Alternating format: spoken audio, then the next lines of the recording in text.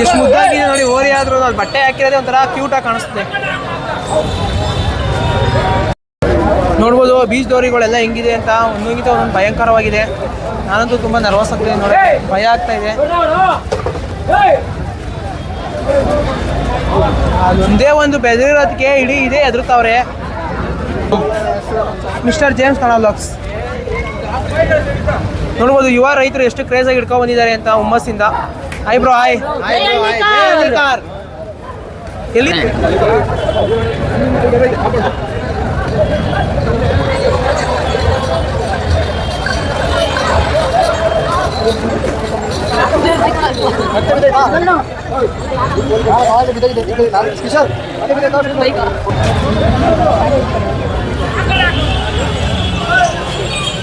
Kishore